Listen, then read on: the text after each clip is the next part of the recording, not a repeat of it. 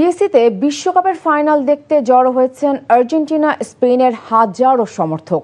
সেখান থেকে সরাসরি যুক্ত হচ্ছেন আমাদের senior correspondent apple Shahriar. Apple, TSC কি দর্শক সমুদ্রের রূপ নিয়েছে? ফাইনাল নিয়ে তাদের প্রত্যাশা কি?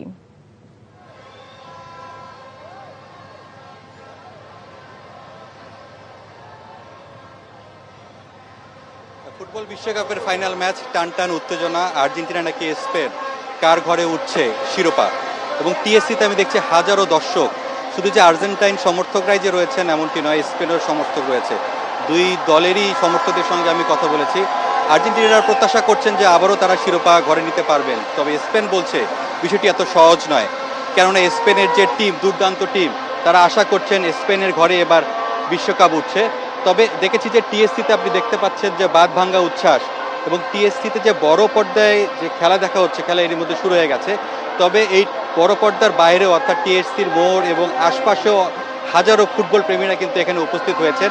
যদিও বিশ্ববিদ্যালয় কর্তৃপক্ষ শুরু থেকে একটি বিজ্ঞপ্তি দিয়েছিল, অর্থাৎ কেউ যাতে টিএসসিতে আসতে না পারে বহিরাগতদের জন্য, তবে শেষ মুহূর্তে দেখা গেছে যে তারা ব্যারিকেড ভেঙে কিন্তু টিএসসির ভিতরে প্রবেশ করেছে।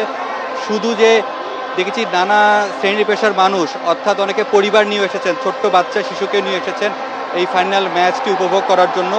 একই সঙ্গে দেখা যাচ্ছে যে যেহেতু প্রত্যাশার কথা বলছেন, দুই দলেই প্রত্যাশা করছেন যে তারা বিশ্বকাপ ঘরে উঠাবে। তবে শেষ মুহূর্তে কার ঘরে যাচ্ছে সেটি কিন্তু অপেক্ষায় রয়েছেন দুই দলের সমর্থকরা। তবে এরই মধ্যে যে আগেও যে আমি সংবাদে বলেছি যে আর্জেন্টাইন সমর্থকরা যারা রয়েছেন তাদের প্রত্যাশার জায়গাটা একটু বেশি। তারা বলছেন তাদের মেসি রয়েছে, মেসির ঘরেই আসলে তারা শিরোপা নিতে চায় এবারই, সে প্রত্যাশা তারা করছেন। জানছিলাম ঢাকার বিশ্বকাপ উন্মাদনার খবর।